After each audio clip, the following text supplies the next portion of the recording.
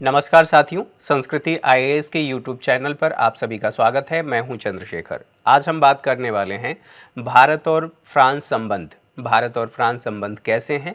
अभी भारतीय प्रधानमंत्री 14 जुलाई अर्थात आज ही के दिन जो एक समारोह वहां पर आयोजित होने वाला है, उस समारोह में हिस्सा ले रहे हैं। तो क्या कुछ संबंधों में अभी सुधार देखने को मिल रहा है? हमारे संबंध कैसे हैं? कितने वर्ष हमारे संबंधों को हो गए हैं? किन किन क्षेत्रों में संबंध हैं और आगे हम किन क्षेत्रों में बढ़ सकते हैं, उन सब पर आज के सेशन में बात करने वाले हैं। यहाँ पर देखें, जो खबरें प्रकाशित हुई हैं, why India France tie are strong, what's the significance of PM Modi visit. जो प्रधानमंत्री वहाँ पर गए हैं, उस विजिट का भारत के संदर्भ में क्या महत्व है या क्या उसके मायने हैं।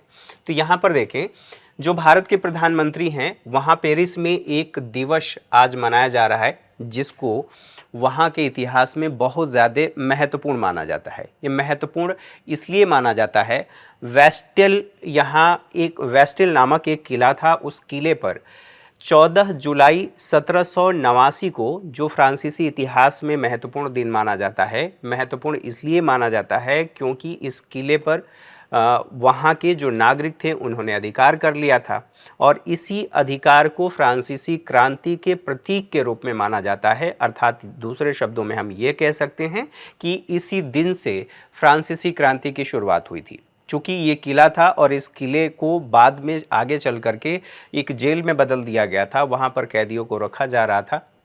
जनता आक्रोशित होकर के इस किले पर अटैक कर दी और अटैक करने के बाद यहाँ से जो कैदी थे, कुछ कैदियों को उन लोगों ने छुड़ा लिया। तो यहीं से शुरुआत माना जाता है।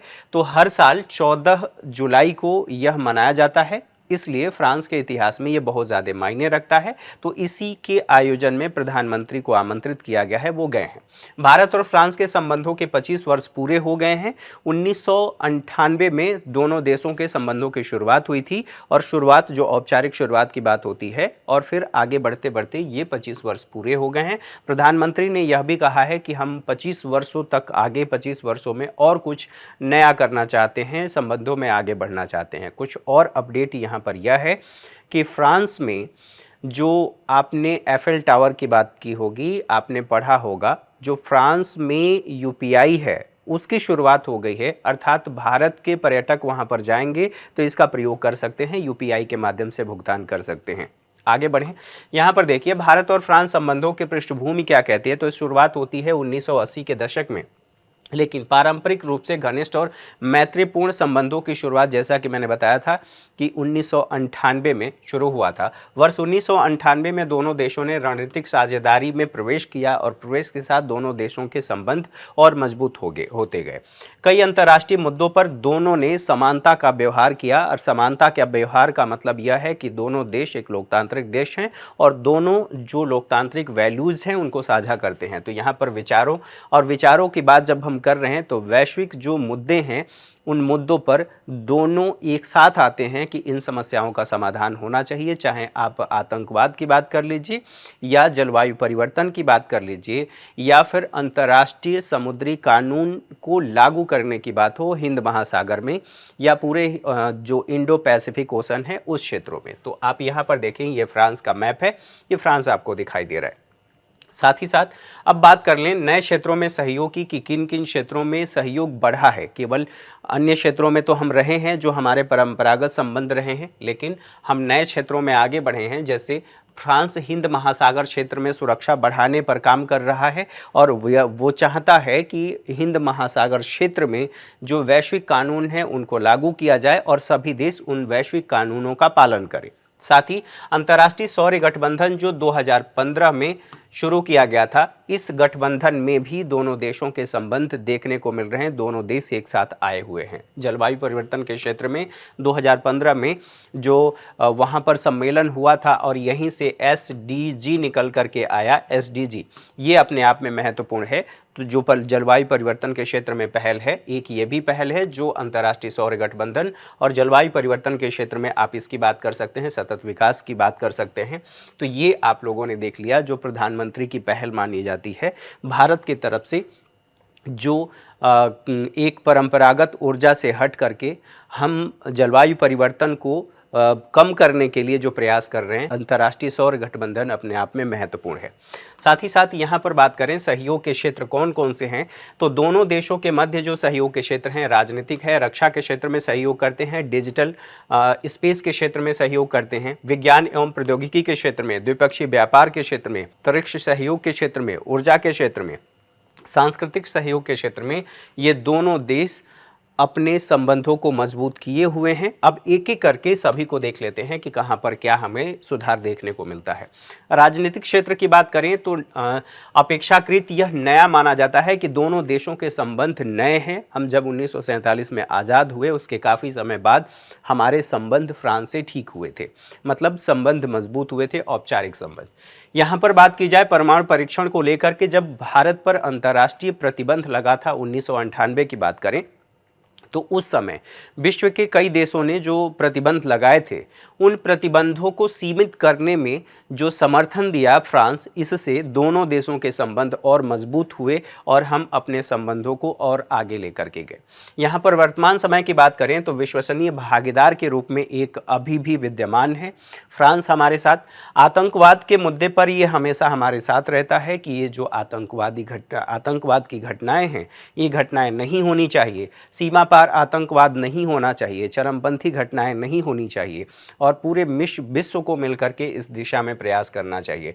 कश्मीर का मुद्दा होता है तो कश्मीर के मुद्दे पर हमेशा भारत के साथ रहता है।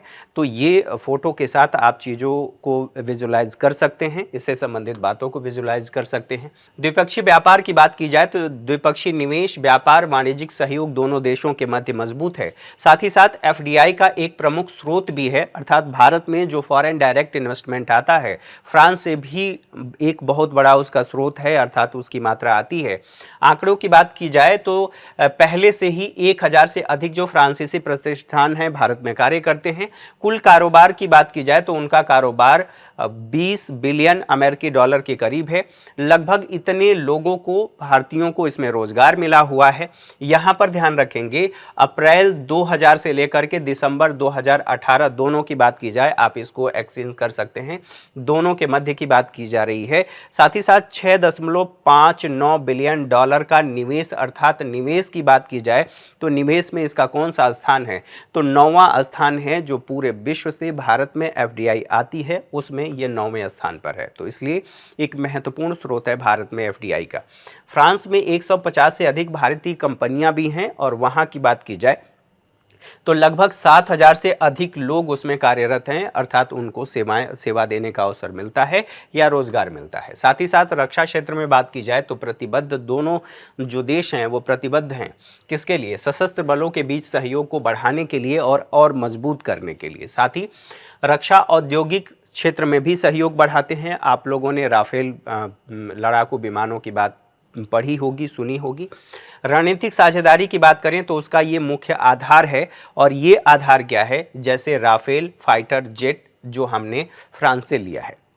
इसी के साथ साथ कुछ और बातें यहाँ पर देखें, वर्तमान में चल रही रक्षा संबंधी परियोजनाएं कौन कौन सी हैं, तो राफेल खरीद के लिए जो हमने समझौता 2016 में किया था, 23 सितंबर 2016 में, यह अंतर सरकारी समझौता है, अर्थात एक सरकार दूसरे देश की सरकार से समझौता कर रही है, इसीलिए इसे अंतर सरकारी समझौता कहा जाता है और ये 2016 में किया गया था।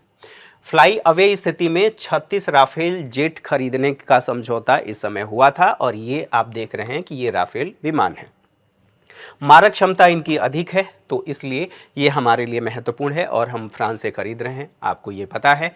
और भी आने वाले हैं जो अभी जिसकी बात हम लोगों ने पहले भी किया है, देखा है, ठीक है।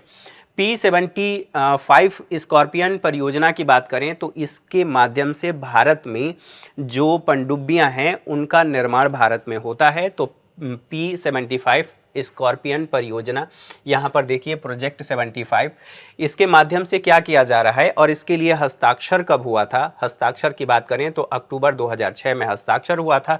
6 जहाज़ों का निर्माण किया जाना है। ये कहाँ पर निर्माण हो रहा है, तो मझगांव डॉक्स लिमिटेड में, डॉक यार्ड आप कह लेते हैं या आपने सुना भी होगा, तो यहाँ पर निर्माण हो रहा है। प्रौद्योगिकी हस्तांतरण के तहत इसका निर्माण हो रहा है। कहने का मतलब ये है कि केवल इनका निर्माण ही नहीं हो रहा है, निर्माण करने के साथ साथ उसकी जो टेक्नोलॉजी है वो भी भारत को हस्तांतरित की जा रही है। तो इसीलिए कहा जा रहा है प्रौद्योगिकी हस्तांतरण के तहत इनका निर्माण किया जा रहा है। और इसके तहत जो निर्मित पहली पनडुब्बी है INS कलवरी, इसे कमीशन किया गया था कब? अक्टूबर 2017 में। कमीशन का मतलब ये होता है कि जब उसे सेवा में शामिल किया जाता है तो उसे हम कमीशन कहते हैं। तो यहाँ पर इसी से संबंधित कुछ बातें पिक्चर में आप लोगों को दिखाई दे रही हैं। साथ ही साथ अंतरिक्ष के क्षेत्र में सहयोग की बात की जाए तो भारतीय अंतरिक्ष यात्रियों के लिए जो चिकित्सा सहायता कर्मियों को प्रशिक्षण करने की बात है, वर्ष 2022 तक भारत के मानव अंतरिक्ष मिशन का हिस्सा होंगे ये, और इनको प्रशिक्षण भारत में और फ्रांस दोनों जगहों पर दिया जा रहा है। अंतरिक्ष जलवायु वेधशाला के शुभारंभ की बात भी यहाँ पर होती है कि इसका शुभारंभ किया जा चुका है। साथ ही साथ अन्य क्षेत्रों की बात की जाए कि अन्य क्षेत्रों में इसके लिए कार्य क्या किया जाएगा। तृष्णा संयुक्त मिशन और ओशनसैट 3 में आर्गेसन का समायोजन, और आर्गेसन के समायोजन के साथ साथ जलवायु परिवर्तन से निपटने के लिए भारत और फ्रांसीसी सहयोग को इसके माध्यम से बढ़ाना है। अर्थात इस क्षेत्र में हम जलवायु परिवर्तन से निपटेंगे, दोनों देश मिलकर के निपटेंगे, अर्थात भारत और फ्रांस की बात हो रही है। दोनों देश अंतरिक्ष मिशनों की सुरक्षा की गारंटी की बात की जाए तो इस क्षेत्र में भी आगे बढ़े हैं। आवश्यक मानदंडों और सर्वोत्तम प्रथाओं को बढ़ावा देने का आपस में सहमति व्यक्त की गई है। अंतर्राष्ट्रीय स्तर पर मिलकर कार्य करने के लिए संकल्प लिया गया है कि दोनों देशों के जो इस क्षेत्र में काम करने वाले संगठन हैं, जैसे भारत में इसरो है, ये दोनों देश मिलकर के इस क्षेत्र में काम करेंगे और आगे बढ़ेंगे। साथ ही साथ डिजिटल स्पेस की बात करें, centre for development of advance computing के क्षेत्र में एडवांस कंप्यूटिंग एटोस वहाँ का है, अर्थात फ्रांस की बात की जाए, दोनों के मध्य समझौता हुआ है। ये समझौता किससे संबंधित है? तो उच्च प्रदर्शन कंप्यूटिंग के क्षेत्र में, अर्थात कंप्यूटर के क्षेत्र में। साथ ही साथ जो स्टार्टअप हैं, इस स्टार्टअप के लिए पारिस्थितिकी तंत्र को करीब लाया जाए ताकि इस दिशा में हम और आगे बढ़ सके। इसके अलावा क्वांटम कंप्यूटिंग की बात होती है, आर्टिफिशियल इंटेलिजेंस की बात होती है कि इन सभी क्षेत्रों में आगे आना है, इन सभी क्षेत्रों में सहयोग दोनों देशों के मध्य बढ़ाना है। यहाँ पर एक्सा स्केल की बात करें, एक्सा स्केल इस कंप्यूटिंग, एक्सा स्केल का मतलब ये है कंप्यूटर की दक्षता को बता रहा है कि क्षेत्र में भी सहयोग विकसित करना शुरू कर दिया है दोनों देशों ने, और इस दिशा में ये आगे बढ़ रहे हैं। ऊर्जा के क्षेत्र में सहयोग की बात की जाए तो हम लोगों ने पहले ही बात कर लिया कि जो जलवायु परिवर्तन से संबंधित है, जो अंतर्राष्ट्रीय सौर गठबंधन, वो न केवल वहाँ पर भी, आप इस क्षेत्र में भी उसे कोरिलेट करके देख सकते हैं। यहाँ पर बात किया जाए तो 2018 में भारत फ्रांस के बीच एक औद्योगिक मार्ग समझौता हुआ था। ये समझौता कहाँ से संबंधित है, किससे संबंधित है? तो भारत के महाराष्ट्र के जैतपुरा में 6 परमाणु ऊर्जा रिएक्टरों के निर्माण से संबंधित है। ये रहा महाराष्ट्र, और ये परमाणु रिएक्टरों की बात की जा रही है कि 2018 में समझौता हुआ था। समझौते के साथ साथ आतंकवाद की बात की जाए तो यहाँ पर आतंक के क्षेत्र में लगातार भारत का साथ देता रहा है कि अगर कोई आतंकवादी घटनाएं होती हैं भारत में तो भारत तो उसकी निंदा करता ही है, उसके खिलाफ कार्रवाई करने की मांग करता ही है।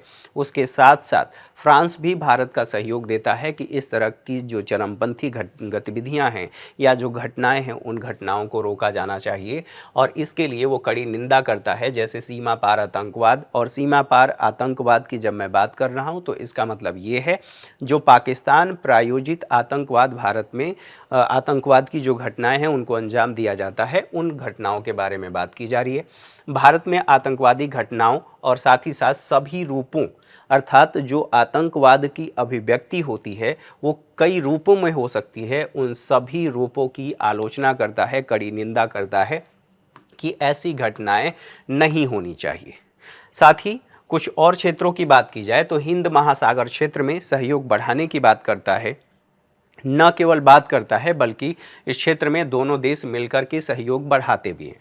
सहयोग कैसे करते हैं? तो हिंद महासागर क्षेत्र में सहयोग के संयुक्त रणनीतिक दृष्टिकोण को अपनाते हैं, और इसी बात को ध्यान में रखते हुए व्हाइट शिपिंग समझौते के कार्यान्वयन के लिए भारत और फ्रांस ने गुरुग्राम में एक सूचना संलयन केंद्र स्थापित किया है। साथ ही हिंद महासागर क्षेत्र में एक फ्रांसीसी संपर्क अधिकारी की भी नियुक्ति की है, ताकि हम व्हाइट शिपिंग के क्षेत्र में और हिंद महासागर क्षेत्र में अपने रणनीतिक दृष्टिकोण को और ज़्यादा आगे बढ़ा सके। अब आपके जहन में आ रहा होगा कि व्हाइट शिपिंग समझौता क्या होता है या व्हाइट शिपिंग क्या होती है। तो जो जहाज होती है, जिनके आप कार्गो कह सकते हैं, जिनके माध्यम से एक देश से दूसरे देश में वस्तुओं एवं सेवाओं की आवाजाही सुनिश्चित की जाती है, तो उस पर एक लेबल लगा होता है। लेबल का मतलब कि वाइट कलर से मार्किंग की जाती है और वाइट कलर यह बताता है कि यह जो जहाज है वह वाणिज्य और व्यापार से संबंधित है। यहाँ पर कोई भी ऐसी, जैसे कि आपने समुद्री डकैती के बारे में सुना होगा, उससे संबंधित घटनाएं नहीं होने वाली हैं। उसी को कहा जाता है वाइट शिपिंग, अर्थात इसके बारे में जानकारी देना, एक दूसरे से जानकारी साझा करना, और इसी के लिए जो अधिकारी नियुक्त किया गया है उस अधिकारी को दोनों देश आपस में सूचनाएं साझा करेंगे, जिससे दोनों के जो शिप हैं या कार्गो हैं उनकी सुरक्षा सुनिश्चित हो पाएगी। तो यहाँ पर आप देख सकते हैं। साथ ही साथ यहाँ पर बात किया जाए हिंद महासागर रिम एसोसिएशन की, तो हिंद महासागर रिम एसोसिएशन एक संगठन के रूप में आप इसे कह सकते हैं। संयुक्त परियोजना शुरू करने का इरादा है, और इरादा किन किन क्षेत्रों में है, तो अपनी कार्यवाही का समन्वय करना है, साथ ही इच्छुक राज्यों के साथ हस्तक्षेप करना है। जो राज्य का मतलब यहाँ देशों से है, जो साथ आना चाहते हैं इस संगठन के माध्यम से, वो साथ आ सकते हैं। और दक्षिणी हिंद महासागर की बात करें तो वहाँ पर जो समुद्री डकैती की गतिविधियां होती हैं, सोमालिया वगैरह जो क्षेत्र है वहां पर इस तरह की गतिविधियां होती रहती हैं। समुद्री डाकू जो सामान कार्गो के माध्यम से आता है उसे समुद्र में ही लूट लेते हैं। तो आसान और पहुंच सुनिश्चित हो पाए, आसान के साथ साथ सुरक्षित पहुंच सुनिश्चित हो पाए, इसके लिए सूचनाओं को साझा करना ज़रूरी है। जैसे कोई भारतीय जहाज़ इस क्षेत्र से गुजर रहा है या फ्रांसीसी जहाज़ गुजर रही है, तो अगर सभी देश मिलकर के सूचनाओं को साझा करेंगे तो वो जो चुनौतियां हैं समुद्री डकैती की वो कम हो जाएंगी। तो यहाँ पर कहा जा रहा है कि दक्षिण हिंद महासागर में जो समुद्री डकैती है उससे निपटना, साथ ही साथ समुद्री तस्करी से भी निपटना। कोरोना के समय आप लोगों ने ये सुना होगा या पढ़ा होगा कि बड़े पैमाने पर जो मादक पदार्थों की तस्करी थी, चूँकि उस समय लॉकडाउन लगा था, तो इस वजह से समुद्री मार्ग से बहुत ज़्यादा ये गतिविधियां बढ़ गई थी। तो उन सभी बातों को ध्यान में रखते हुए समुद्री तस्करी को भी रोकना, और इसके लिए जो ये हिंद महासागर रिम एसोसिएशन है उसके साथ ये कहा जा रहा है कि हम इरादा रखते हैं इस क्षेत्र में काम करने का। साथ ही पारस्परिक रसद समर्थन समझौते की बात करें तो जिस प्रकार से अमेरिका और भारत के मध्य समझौता हुआ है लेमोआ समझौता, अब उसी तरह से आप यहाँ पर भी देख सकते हैं, कुछ उसी का प्रारूप आप देखेंगे कि नौसैनिक युद्धपोतों को ईंधन भरने की सुविधा। मान लीजिए कि हिंद महासागर क्षेत्र में अगर कोई फ्रांस की जहाज़ या फ्रांसीसी कोई जहाज़ जो सेना की जहाज़ है आई हुई है और उसे रसद चाहिए, उसे ईंधन चाहिए ताकि वो अपने पोर्ट पर वापस लौट सके, तो उसके लिए भारत अपनी सुविधा देगा। साथ ही जो फ्रांसीसी स्थान अर्थात पोर्ट की बात की जा रही है, नौसैनिक अड्डे की बात की जा रही है, वहाँ पर अगर भारत का कोई जहाज़ है वहाँ पर जा रहा है किसी कार्यवाही में या उधर से गुजर रहा है, उसे अगर ईंधन की आवश्यकता हो, रसद की आवश्यकता हो, तो वो वहाँ पर मिल सकता है। और दोनों देश के जो शिप हैं या जहाज़ हैं जो सेना से संबंधित या फिर सेना से ही संबंधित कहा गया है, सेना से संबंधित हो, उनके लिए आसान हो सकता है। तो ये दोनों देशों के मध्य समझौता हुआ है, पारस्परिक रसद समर्थन समझौता। साथ ही यहाँ पर देखें सांस्कृतिक सहयोग की बात करें तो फ्रांस में भारतीय संस्कृति के व्यापक अनुयायी हैं, अर्थात बड़े पैमाने पर वहाँ पर लोग देखने को मिलते हैं जो भारतीय संस्कृति कल्चर को पसंद करते हैं। साथ ही पेरिस में बात किया जाए तो पेरिस अर्थात फ्रांस के पेरिस में विवेकानंद सांस्कृतिक केंद्र स्थापित किया गया है। अंतर्राष्ट्रीय योग दिवस की बात करें तो 2016 में पेरिस के अलग अलग स्थानों पर आयोजित किया गया था, जहाँ पर भारतीय दूतावास हैं वहाँ पर आयोजित किया गया था। भारत की तरफ से और उसको आयोजित होने दिया था। हालांकि वो हमारी टेरिटरी होती है, जब वहाँ पर दूतावास की बात होती है तो हमारी राजनीतिक बाउंड्री होती है, लेकिन वहाँ पर हमने इसका आयोजन किया।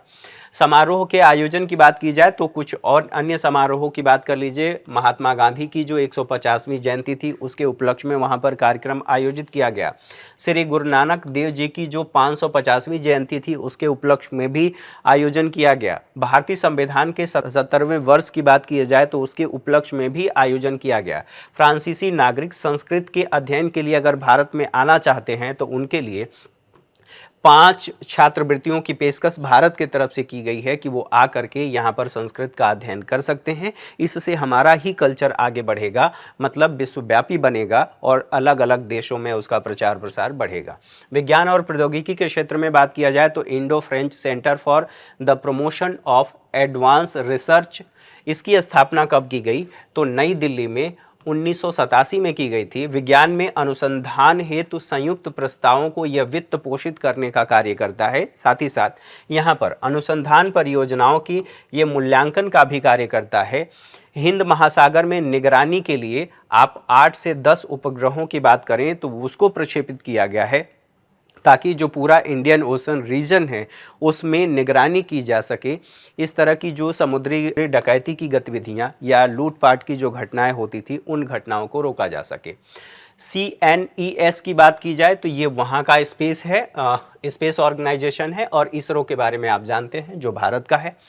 कि मध्य समझौता 2022 में हुआ था, यह प्रशिक्षण कार्यक्रम है। प्रशिक्षण कार्यक्रम किसके लिए तो गगनयान के क्षेत्र में, और यहाँ पर बायो एस्ट्रोनॉटिक्स के क्षेत्र में यह प्रशिक्षण दे करके और जो एक मानव मिशन है गगनयान उसको सफल बनाने के क्षेत्र में आगे बढ़ना, और इस क्षेत्र में प्रशिक्षण देने का काम फ्रांस में किया गया। ठीक है, तो इससे संबंधित जो बातें थी ये हम लोगों ने देख लिया। साथ ही साथ यहाँ पर बात की जाए भारतीय प्रवासियों के संदर्भ में तो फ्रांस में NRI सहित जो भारतीय समुदाय की संख्या है वो कुल इतना है, और ये कहाँ कहाँ पर भी देखने को मिलता है तो पुदुचेरी, कराईकल, यमन, माहे और चंद्रनगर, इन सभी क्षेत्रों में देखने को मिलता है। साथ ही साथ भारतीय मूल की आबादी रीयूनियन, जब आप इंडियन ओशन कमीशन की बात करते हैं तो इंडियन ओशन कमीशन में कई छोटे छोटे द्वीप हैं, जिसमें आप मॉरिशस की बात करेंगे, मेडागास्कर की बात करेंगे, और ये जो रीयूनियन है, रीयूनियन दरअसल यह फ्रांस का द्वीप है, तो यह भी उसमें शामिल है। तो इसलिए ये कहा जा रहा है कि यहाँ पर भी बड़े पैमाने पर भारतीय मौजूद हैं। ये अलग अलग जगहों पर इनकी संख्या बताई गई है कि इतनी इतनी संख्या यहाँ पर है। स्वाभाविक सी बात है कि जितने भारतीय मूल के वहाँ पर लोग हैं और जो भारतीय हैं वहाँ पर जो भी इकॉनमी में योगदान देते हैं, योगदान देने के साथ साथ वो रेमिटेंस के रूप में भारत में भेजते हैं पैसे, और मतलब जो कुछ भी भेजते हैं, डॉलर भेजते हैं, उसे भारतीय रुपये में कन्वर्ट किया जाता है।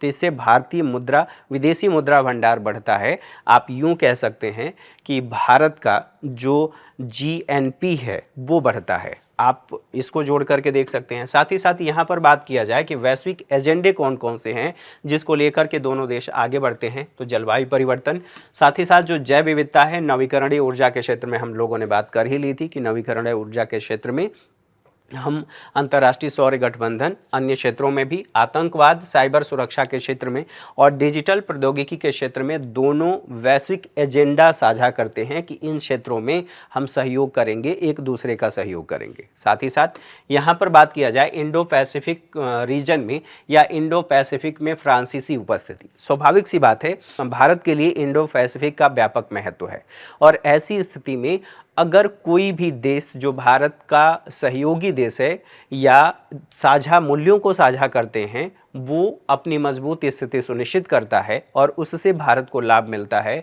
तो वो भारत के लिए लाभदायक है। तो यहाँ पर इंडो पैसिफिक रीजन में जिन जिन क्षेत्रों में फ्रांस की उपस्थिति होगी वो भारत के लिए फ़ायदेमंद होगा, भारत के लिए लाभकारी होगा। तो यहाँ पर देखें इंडो पैसिफिक में कहाँ पर, तो यहाँ पर हिंद महासागर में रीयूनियन की बात कर ली गई है। रीयूनियन जो मैंने अभी दिखाया, रीयूनियन कहाँ पर है, आप यहाँ पर देख रहे हैं, ये जो आप देख रहे हैं अफ्रीका का तट है, ये मेडागास्कर है, और ये आपको दिखाया गया है रीयूनियन। तो रीयूनियन जो है ये आप इंडियन ओशन में ही देख रहे हैं। तो इन सभी क्षेत्रों में अगर इसकी उपस्थिति होती है तो उपस्थिति का लाभ भारत को मिलेगा। मैयट की बात की जाए अर्थात अलग अलग क्षेत्रों में, जैसे मोजाम्बिक चैनल द्वीप के बारे में, मोजाम्बिक चैनल द्वीप के बारे में आप बात करेंगे जो यहाँ पर है। हाँ, यहाँ पर आपको मोजाम्बिक चैनल देखने को मिलता है। इन सभी क्षेत्रों में दक्षिण प्रशांत में न्यू कैलेडोनिया की बात की जाए, फ्रेंच की बात की जाए, फ्रांस दुनिया का सबसे बड़ा, इन सभी क्षेत्रों में उपस्थिति तो है ही, साथ ही साथ ये भी कहा जा रहा है कि फ्रांस यहाँ पर एक्सक्लूसिव इकोनॉमिक जोन अर्थात 11 मिलियन, तो जितने ये द्वीप हैं उन सभी द्वीपों को ध्यान में रखते हुए यहाँ 200 नॉटिकल मील तक, अगर भारत की बात की जाए तो यहाँ पर 200 नॉटिकल मील तक ये होता है। तो इसको ध्यान में रखते हुए ये कहा जा रहा है कि 11 मिलियन वर्ग किलोमीटर है और उसमें से उसका 24% हिस्सा केवल और केवल हिंद महासागर में है। स्वाभाविक सी बात है कि इसका लाभ भारत को भी मिलेगा और भारत इसका लाभ लेने के लिए समझौता, मतलब इसकी बात नहीं की जा रही है, इस उपस्थिति की बात की जा रही है, उसका लाभ भारत को मिलेगा ही। जिबूती और अबू धाबी में भी जो फ्रांस की सैन्य उपस्थिति है उसका भी लाभ भारत को मिलेगा ही। आप ये देख सकते हैं कि जिन जिन क्षेत्रों में इंडियन ओशन की बात की जा रही है, इंडियन ओशन में जहाँ जहाँ उसकी उपस्थिति होगी, जो हमने रसद के लिए समझौता किया है, ईंधन के लिए समझौता किया है, वहाँ पर भारत की रणनीतिक मजबूती और ज़्यादा मजबूत होती है। आप चीन के खिलाफ की भी बात कर सकते हैं, क्योंकि चीन अंतर्राष्ट्रीय कानूनों की अवहेलना लगातार करता रहा है और करता रह रहा है। ठीक है, यहाँ पर यूएनएससी में बात की जाए, यूएनएससी में सुधार अर्थात यूनाइटेड नेशन सिक्योरिटी काउंसिल में तो 5 अस्थायी सदस्य हैं और 5 अस्थायी सदस्य अगर किसी देश को नहीं चाहते कि वो इसमें अस्थायी सदस्यता हासिल करे, तब तक किसी देश को उसमें अस्थायी सदस्यता नहीं मिल सकती। तो अभी जो यूएनएससी है उसमें 5 अस्थायी सदस्य हैं और 10 अस्थायी सदस्य हैं जो समय समय पर बदलते रहते हैं। अब भारत चाहता है कि इसमें सुधार हो, तो भारत को सुधार के लिए जो 5 उसमें अस्थायी सदस्य देश हैं उन सबका सहयोग चाहिए, लेकिन चीन भारत का सहयोग नहीं करता, ये फ्रांस भारत का सहयोग करता है। वो चाहता है कि भारत को अस्थायी सदस्यता मिले यूनाइटेड नेशन सिक्योरिटी काउंसिल में, तो इसलिए भी हमारे संबंध और ज़्यादा महत्वपूर्ण है और हमारे लिए फ्रांस महत्वपूर्ण है। आपसी फायदे क्या हैं? तो भारत फ्रांसीसी नौसैनिक सहयोग हमें मिलता है। इसका उद्देश्य ये है कि महत्वपूर्ण समुद्री मार्गों की सुरक्षा सुनिश्चित की जाती है इन क्षेत्रों में। साथ ही साथ यहाँ पर बात की जाए सुरक्षा खतरों के प्रभावी ढंग से निपटना, तो जब जानकारी साझा की जाएगी तो समय रहते हम कार्रवाई कर सकते हैं। समुद्री डकैती, अंतर्राष्ट्रीय अपराध, आतंकवाद, इन सभी के खिलाफ। साथ ही साथ हिंद महासागर की बात करें तो सुरक्षा क्षमताओं का निर्माण होता है अगर देश एक साथ आते हैं, देश अपने साझा हितों को साझा करते हैं। फ्रांसीसी नौसैनिक जहाज़ों की मरम्मत की बात की जाए, यह पुनः आपूर्ति के लिए भारतीय बंदरगाहों तक पहुंचने के लिए, जो मैंने आपको पहले बताया कि रसद और ईंधन से संबंधित समझौता, तो ये दोनों देशों के लिए महत्वपूर्ण है। जैसे जिबूती में बात की जाए तो फ्रांस सैन्य अड्डा है, उसका उपयोग भारत कर सकता है। भारत फ्रांसीसी द्विपक्षीय जो सैन्य अभ्यास होता है जिसका नाम है वरुण, तो ये दोनों देशों की सेनाओं के मध्य जो कोऑपरेशन है उसको बताता है। अगर कहीं पर साझा कार्यवाही करनी हो तो दोनों देशों की सेनाओं के मध्य कोऑर्डिनेशन बेहतर होना चाहिए और इसी के लिए एक्सरसाइज किए जाते हैं। तो इस क्षेत्र में भी इसका व्यापक महत्व है। साथ ही साथ अब बात की जाए कि आगे बढ़ने का रास्ता कौन कौन सा है, कि किन क्षेत्रों में हम आगे बढ़ सकते हैं, दोनों देश आगे बढ़ सकते हैं। तो फ्रांस वैश्विक मुद्दों पर यूरोप के रास्ते खोलता है। वैश्विक मुद्दों पर जो जितने भी इस तरह के वैश्विक मुद्दे हैं, उन वैश्विक मुद्दों पर भारत को ये यूरोपीय देशों में लेकर के जाता है। अर्थात कहने का मतलब ये है कि फ्रांस के माध्यम से हम यूरोपीय देशों में अपनी और मजबूत पकड़ बना सकते हैं। साथ ही साथ यहाँ पर फ्रांसीसी सामाजिक सुरक्षा कानून की बात की जाए, दीर्घकालिक छात्र वीजा की बात की जाए, इन सभी क्षेत्रों में दोनों देश आगे बढ़ रहे हैं। साथ ही साथ छात्र ऋण चुकाने के लिए, मान लीजिए कोई छात्र वहाँ पर पढ़ाई कर रहा है, पढ़ाई करने के बाद जो उसने ऋण लिया है उसको चुकाने के लिए और उसे जॉब चाहिए, तो फ्रांस यह सुविधा देता है कि 2 से 3 साल तक वहाँ पर काम कर सकता है और काम करके जो ऋण है वो चुका सकता है। साथ ही साथ इन क्षेत्रों में भी जैसे गवर्नमेंट, तो गवर्नमेंट यहाँ पर G2G की बात होती है, दोनों की मजबूत स्थिति और हमें मजबूत बनाएगी, अर्थात भारत की सरकार और फ्रांस की सरकार में दोनों के संबंधों में मजबूती। साथ ही साथ और किन क्षेत्रों में हो सकता है, तो बिजनेस टू बिजनेस मजबूती हमारे दोनों देशों के मध्य मजबूती को और बढ़ाएगी। तो जो यहाँ पर बैस्टिल समारोह में प्रधानमंत्री गए हैं, उस समारोह में इनके शामिल होने का व्यापक महत्व है। दोनों देशों के संबंधों की ये मजबूती का आधार होगा और यह दोनों देशों के संबंधों के आगे के बढ़ते कदमों को बताता है। तो आज के सेशन में मेरे साथ इतना ही। अगली क्लास में हमारी मुलाकात होगी, तब तक के लिए नमस्कार। अगर आपको ये सेशन पसंद आया तो आप एक बार लाइक, शेयर और कमेंट ज़रूर करें, अपनी प्रतिक्रियाएं ज़रूर दें, क्योंकि आपकी प्रतिक्रियाएं हमारे मनोबल को बढ़ाती हैं। अभी तक आपने सब्सक्राइब नहीं किया है तो हमारे चैनल को भी सब्सक्राइब करें। Thank you for watching.